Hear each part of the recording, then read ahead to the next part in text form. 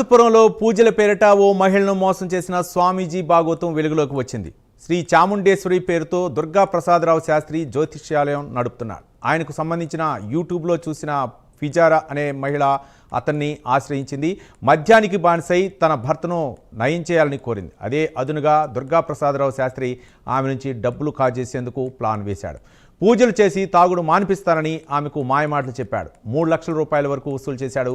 ఎంతకీ భర్త తాగుడు తగ్గకపోవడంతో ఇదేంటని ప్రశ్నించగా స్వామీజీ చేతులెత్తేశాడు. దీంతో ఆ మహిళ పోలీసులకు సమాచారం ఇవ్వడంతో అసలు విషయం వెలుగు చూసింది.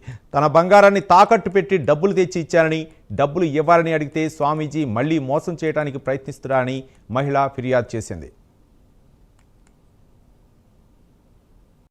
అనేసి అక్కడికి వెళ్ళినాను.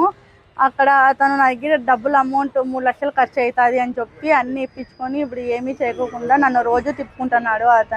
అతను నాకు డబ్బులు ఇవ్వాలని కోరుకుంటున్నాను. నాకు గోల్డ్ గాని అన్ని పెట్టేసిన బ్యాంకులో. మా ఇంట్లో వాళ్ళు ఇప్పుడు గొడవ చేస్తున్నారు. నేను యూట్యూబ్లో చూసినాను. యూట్యూబ్లో చూసి అతని దగ్గరికి పోయినాను. అతను అమౌంట్ అంతా ఇప్పించుకొని నాకు ఏం చేయలేదు. అతను మా ఆయన తాగుతారు మారల్లా అని పోయినాను, కానీ అతను ఏమీ చేయలేదు. ఇది నేను జనవరి నుంచి అతనికి అమౌంట్ వేసిన, నిన్న నెల వరకు వేసిన అమౌంట్. నేను ఇప్పుడు అడుగుతా అంటే పని జరగలేదు, జరుగుతుంది అంటున్నాడు. ఇంకా మా ఇంట్లో వాళ్ళకి తెలిసి నాతో గొడవ పడుతున్నారు. మా ఆయన మా అత్త వాళ్ళు గొడవ పడుతున్నారు. నేను గోల్డ్ పేపర్స్ గా ఇవి పెట్టే నేను అతనికి డబ్బులు ఇచ్చినాను.